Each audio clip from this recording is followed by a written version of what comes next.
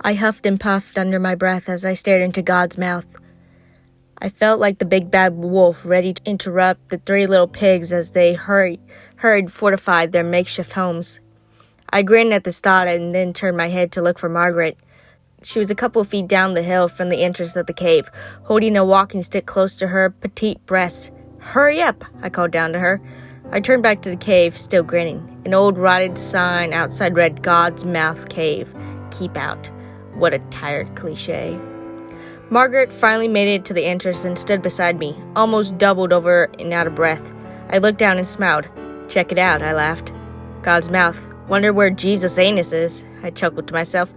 Margaret was less amused. "Give me the damn water bottle," she said, exasperated.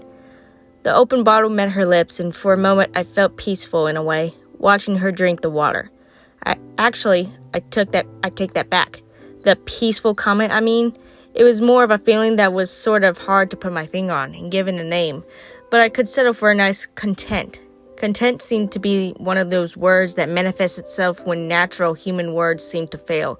Again, an utter cliche, but it felt good to feel a strange mixed-up sort of happy for once. I sighed and turned my flashlight on. I pointed it to the cave. Black. God's mouth. This seemed like the antithesis of a Holy Spirit. I turned again to Margaret. "You ready?" I asked. She was finally standing straight up. She nodded. I clapped a friendly hand on her back, and we walked into God's mouth. The inside was not unlike the preview I had glimpsed outside with my flashlight. Dark, dismal, and endless black. It seemed to stretch endlessly no matter how I positioned my flashlight. The rocky terrain was damp and imposing. The natural light slowly disappeared behind Margaret and I, as we made our way deeper and deeper. I found it strange how soft and compelling the world around me now appeared, despite the stalagmites and other various rock formations being so jagged. It seemed that, even amongst the pointed teeth of God, I could lay down and rest there forever. It was comfortable. Apparently Margaret didn't agree. She shivered uncomfortably under my arm. I raised my eyebrows. "Need your coat?" I asked. I tried to look at her and made nonverbal communication as explicit as possible, until I realized that we were lost inky blackness of the mouth. I bit my lip and waited, but she didn't respond. For a couple minutes we walked in silence. She stopped and stood motionless. I stopped too. "Where the hell are we even in here?" she said. She sounded irritated. I shrugged, more to appease myself than her, and shoved my flashlight under my face. Bladed shadows obscured half my face, the other half illuminated an erect mask. "Spooky," I cried, chuckling. She didn't move. I sighed. "I thought you wanted to go," I said. I noticed how my voice echoed around the cave walls at any volume. I began again, scratching at my chin. "You did say you wanted to go see some nature for our vacation, and you did sound impressed when I told you about my visit to Mammoth Cave a couple years back, so..." My voice trailed off. I could still sense her irritation. "No," she said. I frowned. "No, you wanted to go here. I wanted to go to the beach or something. But no, a cave, Nathan." She sounded more like the big bad wolf now. "I know that you have this weird fetish for spelunking or something, but I don't really want to be dragged into it. Don't get me wrong, I love to go on this trip and go into nature and fresh air. But this?" I could hear her arms flail and gesture around in the thick air.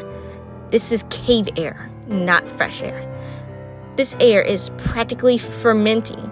Plus, isn't this illegal? Can we please just leave?" We both stood up. The only sound that could be heard was the electricity in the air being stifled and smothered by the damp atmosphere. Finally, I began to walk. I didn't hear Margaret follow me, but I kept moving forward. Then, "Nathan?" she said. "Stop. Please stop." So I stopped. "I'm sorry," she said. I could hear her moving closer to me.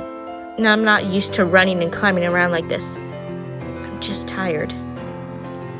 "It's okay," I said. She gripped my arm. "Really, it's fine."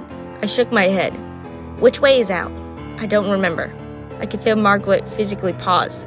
Neither of us could remember. Somehow, in the confusion of our argument, I'd forgotten which way we had been moving. Idiot, I thought to myself. I could have just bought a goddamn rope or something to trail from the entrance of the cave. I had to take action. So without much thought, I turned 180 degrees and said, "This way." We walked for what seemed like hours. My feet were tired and sore, and I could hear Margaret's groans from behind me. She held my hand tightly. I felt terrible. This was my fault. Then I froze. Hey, I said, "put your hand out. Feel this rock." I could hear Margaret's bare palm pressed against the stone. "Isn't this, abnormally warm?" I said. She didn't say anything. I began to work my way along the wall, feeling as if it went shining through the flashlight in front of me. Suddenly, I felt a sharp pain on my hand as the ceiling of God's mouth met with my scalp. "Ow, shit!" I shouted. "Oh, Nathan, are you okay?" Margaret asked. She seemed on the verge of panic now. "I'm fine," I said. "Please calm down. We'll get out of here soon. I promise." I started again, pointing my flashlight upwards now to the ceiling above me. It seemed to be getting narrower. That was strange. "Listen, Margaret? Babe," I said through my clenched teeth. "I think we gotta turn around." Margaret sighed next to me. Again, we walked for a decent length. I kept my flashlight pointed upwards this time. Sure enough, the space in the cave seemed to be becoming smaller and smaller. If there was any resonating light left in God's mouth aside from my flashlight, I'm sure Margaret would have been able to see the whites of my eyes spreading in panic. We were completely lost. I let go of Margaret's hand and began to feverishly feel my way through the walls. "No, Nathan," I heard her shout. I kept going. We had to get out. If we were lost, nobody would be able to find us. I kept feeling along the walls until I abruptly hit a corner. "Fuck," I said aloud. "Margaret, this seems to be a dead end." I spun around on my heel. "Margaret?" No answer. Shit. I began to repeat my process again, almost running as I felt the wall run past my fingertips. Cool, damp rocks and jagged spears. Suddenly, I found myself at a corner again. Fuck, I shouted. "Margaret?" I was belching her name out now, in the corner of the cave's maw where I had been throttled so many times already. I heard a noise. It sounded like muffled static from a television. I pressed my ear against the rock. It seemed to be getting even warmer now. I heard the faint sounds of Margaret on the other side of the rock. She was screaming. No, I said. No. I began running haphazardly around the walls around me. With dawning realization came a wave of sheer horror. There was no entrance. There was no exit. Only these four corners and me. I could feel blood begin to trickle from the cut I had managed to get by bashing my body against the cave's walls. They were closing in on me. They were coming in for the kill, and soon they would be pressing in on my skull and crushing my ribcage. I sat there for hours, waiting for my death. My flashlight was becoming dim and blinking. Finally, I felt the soft touch of those rock walls press against my back. I began to cry as I lay down on the ground. I let my flashlight roll on the small hills of stone. As I quietly stayed prone, tears dripping down my face, I turned and looked at the flashlight, its last fading beam of light pointing at something not too far from my face. I squinted in the darkness. My eyes widened and I felt tears fall even harder down my face. The rocks were piercing my skin now, and blood dripped from all sides. There, in the last light of my flashlight, was the appetizer. The spotlight shone on my hand, whose nails were painted red, and I screamed in agony as I watched God's mouth chew its latest meal.